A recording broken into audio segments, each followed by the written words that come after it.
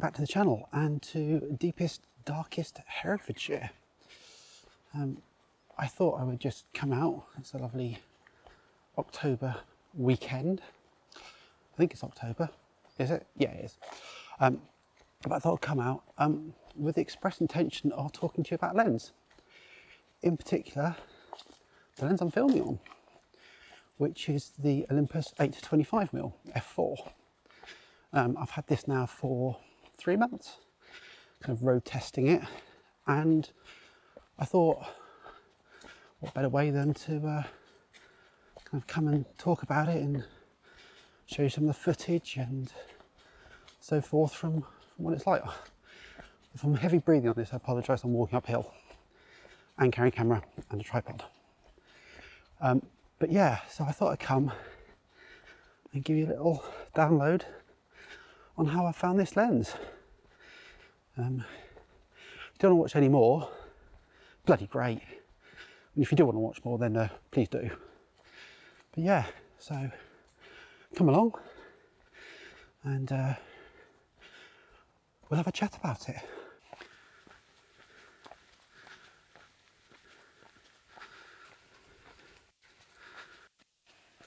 So, as I said, welcome back to the channel. If you haven't watched any of the videos before, good luck. If you have, bloody hell. I thought I'd come out and just talk about this lens. It's fairly new on the market. I haven't seen many reviews of it. I've wanted this lens for a while. It's been a missing part of my arsenal, and I thought the best way to do that was to come out with a wide angle lens and a very wide angle vista. So if I turn round like so, out the back we have the Malverns. And I can't think of a better place to bring it to and discuss its pros and its cons. And we'll talk through some of the use cases and so forth, and I'll get myself set up and do some shots. But let's go back a few years. I had a Fuji X-T1 and I had the 10-24, and that was a really useful lens. If you're looking for wide vistas or you're maybe in confined spaces, it was really helpful. And I've kind of lacked that on the Olympus system. And I heard about this coming out, and I tried the 8mm fisheye, and I just don't get on with fisheyes. But this lens, I thought, well, actually, if it's not got too bad a curvature, I can probably work with it. And when you've got nice big vistas, it might well work, and it plugs the gap at the lower end of the focal length. So I waited and I waited and I waited, and the first day pre-orders, I was straight in there like a rat up a drain pipe. And I have to say, it's been well worth it. This is on the EM5. Oops, sorry, just check my watch.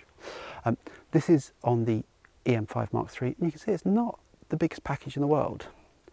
And what I'll do is I will show you some of the video that I collected from places like the Kerrang, where I used this kind of package effectively all day with no issues. So for those of us who like to shoot the bigger vistas, have the light kit, get up at height, this has the potential to be really useful. Likewise, if you're the sort of person who wants a photo walk, maybe around a city, you want to be able to get in tight, but at the same time you might want to have a little bit of play to be able to kind of get some of those architectural shots. If you're going at f6.3 and this is an f4 lens, then why not? I mean, fundamentally, it's one of those Olympus lenses you can take anywhere at any time of the year. I've had the Olympus lenses out in hail, snow, and they never miss a beat. And I've got absolute faith that in the winter, when I'm in the Lake District, this won't miss a beat. The other thing is the focal length. So 8-25, 16-50 full frame equivalent. Actually, that's quite useful. Yes, there's significant overlap between this and my 12-100. And it's kind of horses for courses. What am I doing on the day? But this does give me a one lens solution when I want to capture the environment that I'm in. If I want to pick out things that depth or at detail, probably not the right lens, but I can pair it up with a 40 to 150. I can pair it up with a 75 1.8 if I wanted, just to have a very fast prime.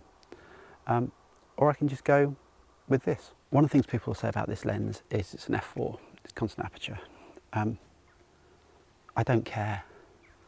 Most of my landscapes are shot f5.6. Fine. I don't, oh, it hasn't got fast enough aperture, it's not 2.8. Again, if it was a 2.8 it'd be massive.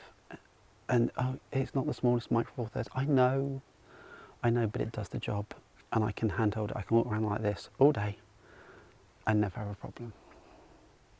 So that's what I'll do. Let's have a look at some shots. So we're going to set up a few different ones here.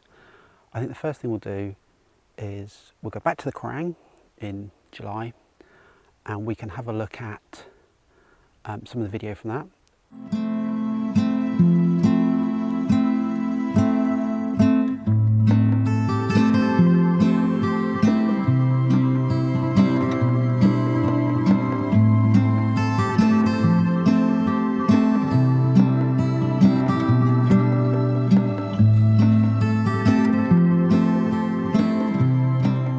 It was a bright day, not like this. I was hoping for overcast, but don't always get what you want. It was a bright day, and I just took this, put an ND on and a polarizer, and spent the day filming like that. And the footage, as you can see, has come out perfectly well. And these shots, and I've spoken about them in the Kerrang video, of the prison and of the pencil, are probably some of my favourite from the holidays. And that was all shot with this lens. And that was all shot with this lens. Today I've been out to a location already. I went up onto the hills, which I'll show you behind in a minute, and taken a few shots, and so let's have a look at those now.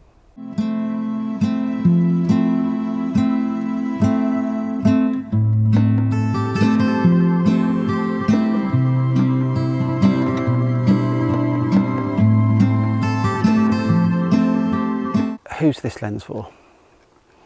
If you're a micro four thirds user and you want to be able to do the wider shots, especially if you've got something like an EM1 Mark III that can do the really high res, the handheld high res, then this lens might well work for you because of just the width you can take in and the flexibility you have.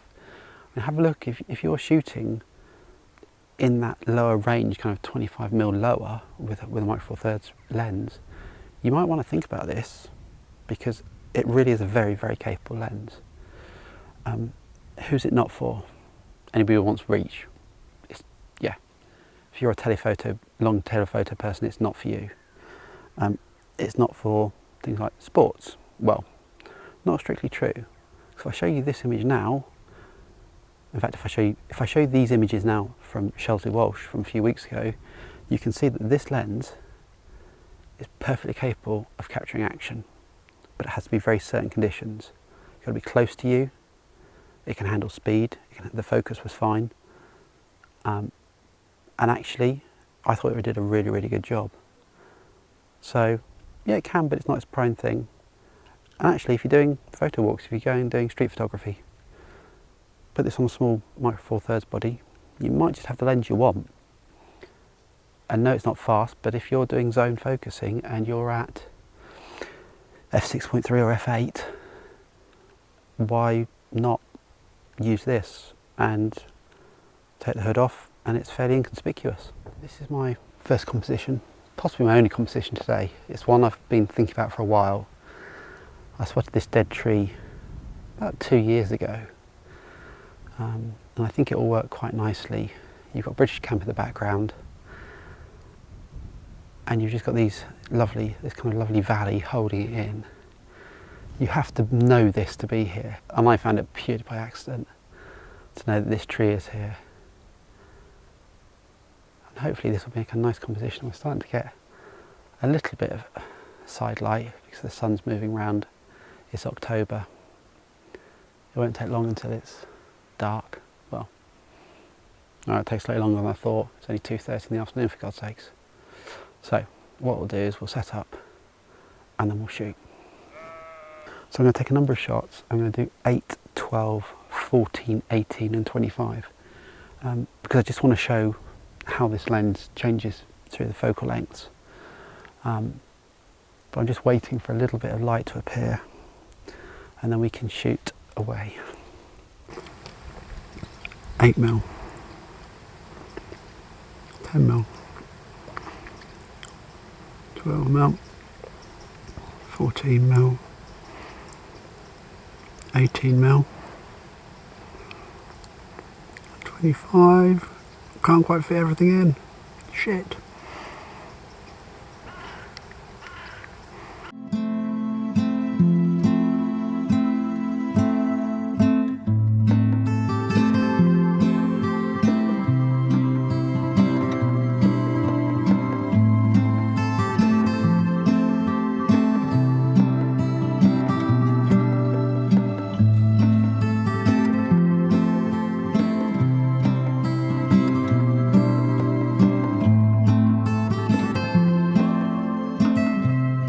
This has been a little road test of the 8-25 f4 by Olympus.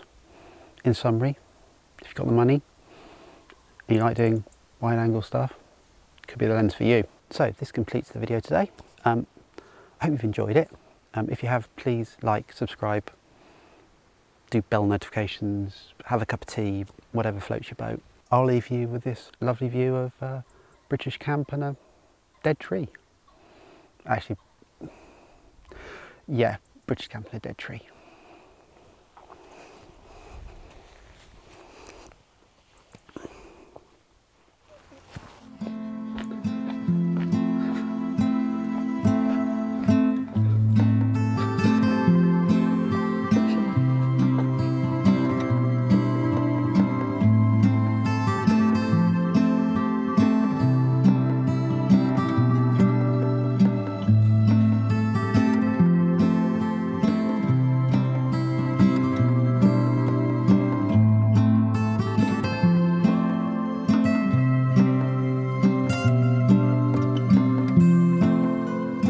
I hope you've enjoyed this vlog. If you have, please give me a subscribe, thumbs up, all that jazz. Jazz? Jizz? No.